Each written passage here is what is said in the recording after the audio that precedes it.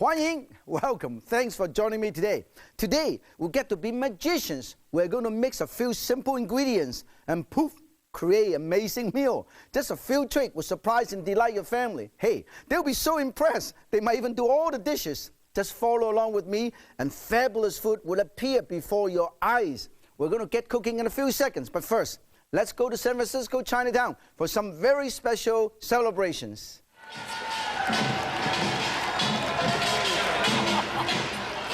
In Chinatowns around the world, everybody comes out for the Chinese New Year parade. Here in San Francisco, 80-year-old grandparents brought their 8-year-old grandchildren, and they began lining up the street hours before the parade got underway. Everybody loves the dragon dance. It is the traditional way to start the new year. This parade has grown so much over the years. Everybody gets into the act. Oh, even me. Many Chinese get married during the Chinese New Year holidays, so it is a double celebration. And the traditional way to celebrate a wedding or the New Year is with a banquet. Here in the kitchen of Harbor Village Restaurant in San Francisco, Chef Andy Wei is preparing a dish that is right for any occasion, especially if that occasion calls for a banquet. Chef Andy is a firm believer that there should be a chicken dish at every banquet. This one is surprisingly easy to make. Mince up the chicken breast, add marinade, stir-fry it in a hot wok. Then he adds his secret ingredients, chopped Chinese sausage, some vegetable, shallots, lots of garlic, and his special sauce. So simple, but a true banquet fare. A fish dish is symbolic of wealth and good fortune, so it is a perfect dish for any banquet. At the old Shanghai restaurant in New York, Chef Feng is making the famous Shanghai red coat fish. A whole fish is used, head, tail, everything.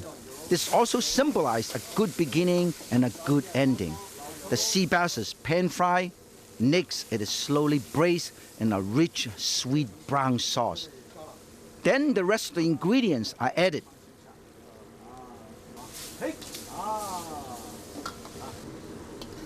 And it is ready for the party. Whoa, this is the famous Shanghai red coat fish. Banquets can also be a family affair. In Honolulu, the family of the late George Young follows the Chinese tradition of cooking jai for a multi-generational family banquet at home. Mrs. Young and her daughter-in-law, Lena, invite me into their lovely kitchen. And you can stir fry. You are the expert. No, I'm going to put the stuff in because this is teamwork. This is teamwork. I'm going to put some sauce first, and then we put. Okay. What sauce do you want? Wood ear or cloud ear? To put the fungus in it here. I don't like to use the word fungus. I want to use a cloud ear. Okay. Okay.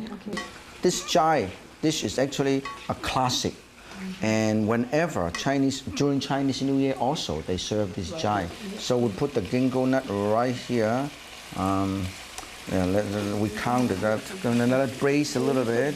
With the water. Puff, tofu puff, yes. And this is fresh water. You can actually, you can actually eat them. Very good. Butter mushroom. The fancy, and then this doesn't take too long to cook. We can put in the last minute. Put some of these in. This takes a little bit while to cook, and then also the seaweed. We break up the seaweed with sugar. Okay. Oh, this is beautiful. This is not too much. We cover it, and then while we're doing that, we can actually go and watch Yan Can Cook show. And sometimes you can even put a time with carrot. Yeah, so fresh water chestnut and put it right in here. And then, look at this. This is so good, just perfect. Look at this.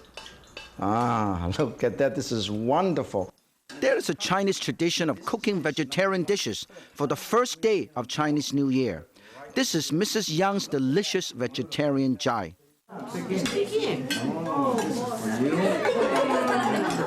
There is something marvelous about the Chinese around the world. Very good. no matter where we end up, be it Honolulu, New York, San Francisco, Sydney, we always manage to keep up with our culture, history, and heritage. And of course, our food.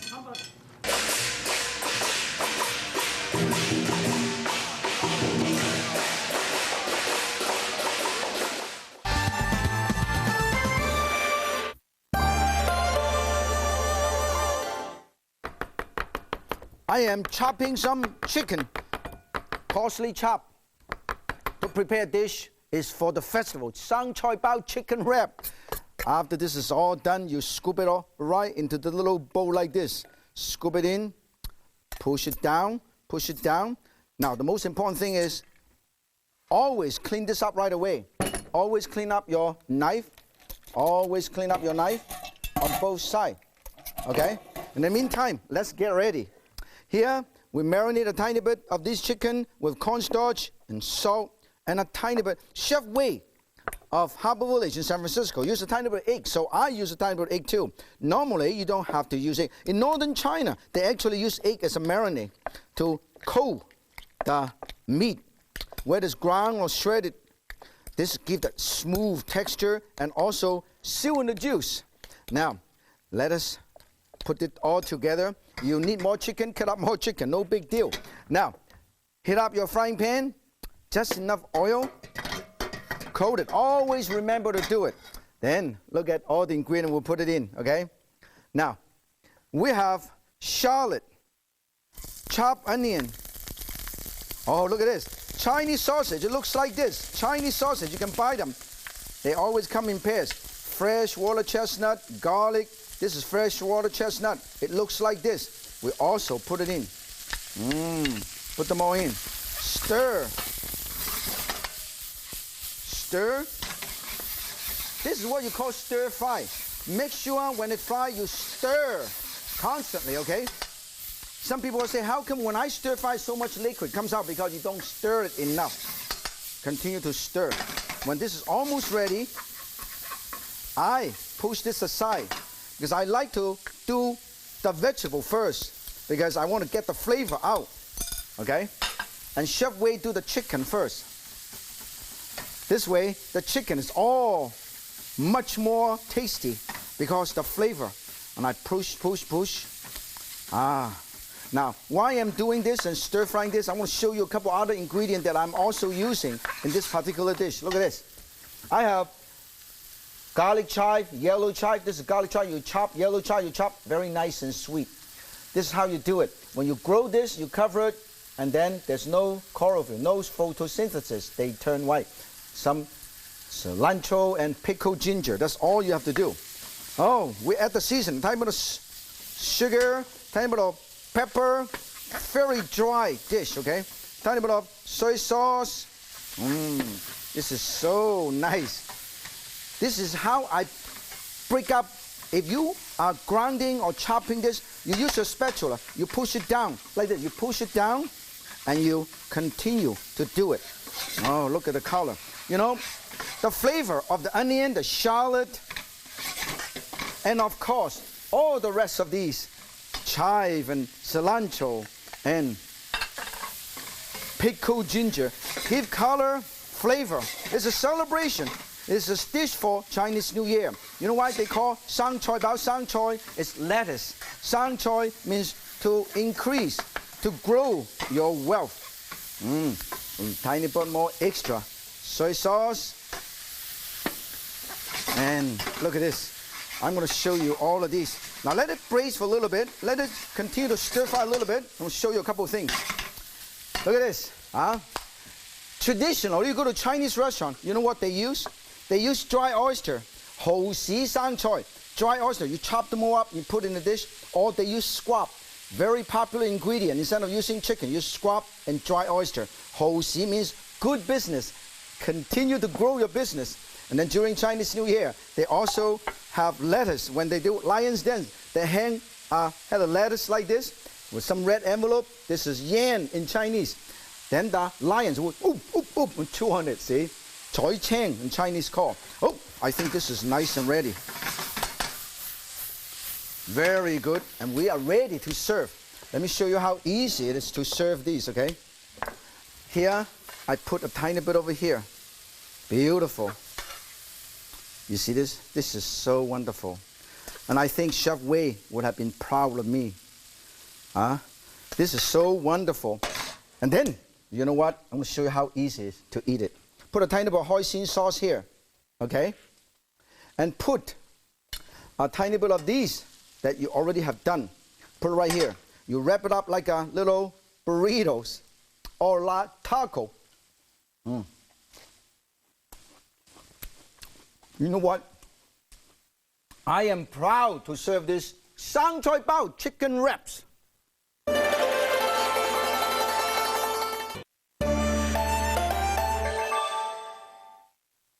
Slice bamboo shoot to make more festive food.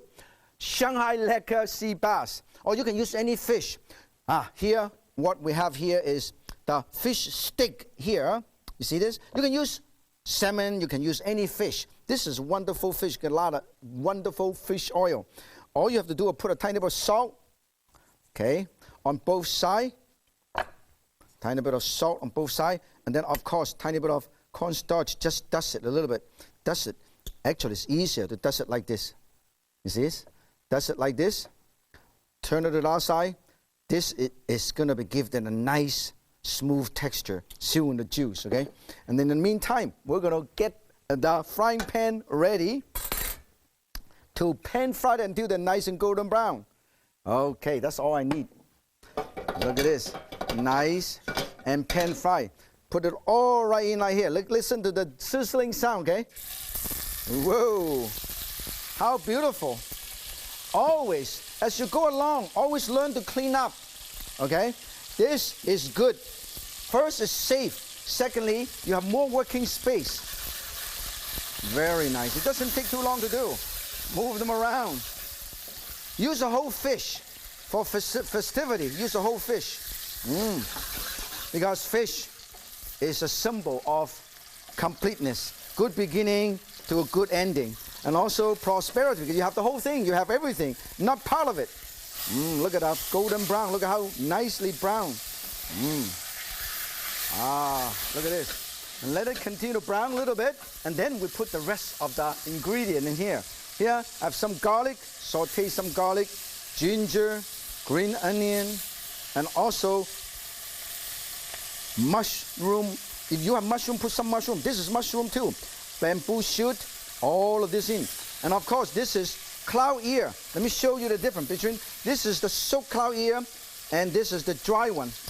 They're a little bit smaller and softer in texture than the wood ear. And then we're going to get ready the lekker sauce. Here is what we have here. We have some water or broth chili sauce, and this is a fermented soybean paste. Very unique. And then I have some soy sauce. I need to make it nice and lekker. Oh, this is it. We'll put all of this in. Oh, beautiful. Some Shaoxing wine. Some extra sugar. I love sugar in this particular dish. And then, of course, we're going to put the soy sauce. This soy sauce, when it's reduced, it gives that nice lekker taste and lekker color. This is so beautiful. And I'm going to cover this up and let it braise. Let it braise. That's why they call it Shanghai red braise, right? A lot of sauce to reduce it down. And in the meantime, I'm going to show you another classic in Cantonese seafood restaurant. Here, I'm pan frying this. Same stick, fish stick, okay? And I pan fry it on both sides until they're nice and golden brown. Look at that. Very classic dish. Everybody can do this at home. Hey, turn it upside down. Make sure. And then when you serve this, all you have to do is splash. When it's served, just splash some nice seasoned soy sauce. What I mean seasoned, a tiny bit of sesame seed oil, tiny bit of sugar, and it's wonderful. Let me show you why I'm doing this. Here, I have a piece already pan fried, sprinkle a tiny bit of green onion and shred carrot, and or either carrot or chili, and you put some soy sauce right on top. This is a classic dish. That means you can braise the fish or you can pan fry the fish like this. It's beautiful. Now, let's get everything ready. And I think This one I've been braising for a little while, and I think it looks marvelous. Braising for almost, whoa, look at this, the lacquer color. This has been braised for approximately 8 minutes. We'll serve these on the side. One on the side, two, and then put the other piece right on top. Look at this. I want to see the fish, okay? And then, when this is nice and done, you garnish a little bit. Very simple garnish. Sometimes you don't have to have very, very elaborate garnishing. And that's all you have. You put it right here. Look at that. Ha! Shanghai lacquer sea bass.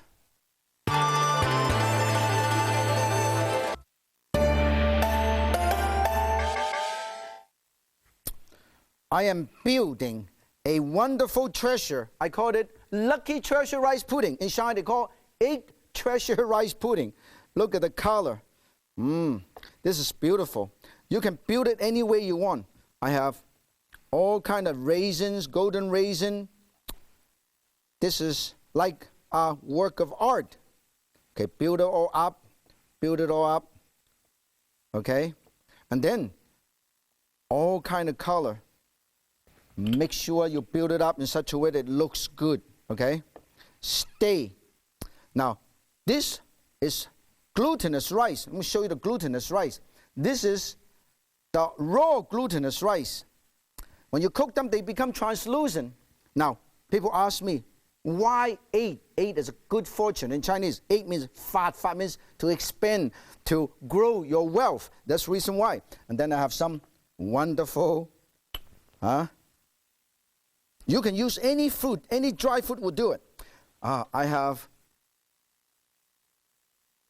papaya, I have plum, I have prunes, I have apricot, and I have red day.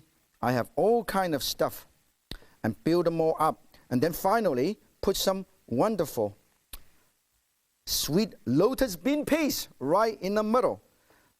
This is the several layer I have been building. Look at this. Let me show you. Look at all the layers that I've been building, okay? And then finally, put a rice cake, whole thing, cover the whole thing, and I push it down. Push it. Push, push, push, push, and push it down like that. I'm going to take it over there and let it steam for a little while. Now, this is beautiful. I want to see it one more time. Look how beautiful this is. Different layer. It takes a few minutes to build this whole thing. I'm going to let it steam for a little while. Normally, you have to steam it for maybe about 20 minutes, even though the rice is already cooked. I want the flavor of all this dry fruit really perk it into and permeate. In the meantime, I am pan frying one that I'm going to show you how to do it. So you can steam, you can pan fry, okay? Look at how beautiful. I'm pan frying this. I'm going to show you how to build this pan fry one. That means you can either steam or pan fry. Now, you probably notice that if you ever know some Chinese friend or Chinese neighbor, their license plate or their house is always 888, 158, 168, 1668, all kind of wonderful name. And this is how you do it. First, you get the rice out. We're going to get all this rice out. This is rice, cooked, beautiful rice. Okay, put it all over here, push it down, and the whole thing. This is glutinous rice, okay? Make sure, build this in, and more, okay? Very, very good. And then you use your hand. Wet your hand a little bit with a tiny bit of water, and then you press it down. See this? Press, press, press, press. Very simple. Press it down like this, okay? Nice and round, because the rice is already cooked, okay? Press it down, and then you build it like this. You put tiny bit of these if you want, but more important, we're going to build this. Build this. Build this. Look at this. Always 8 pieces, see? 8 pieces of these.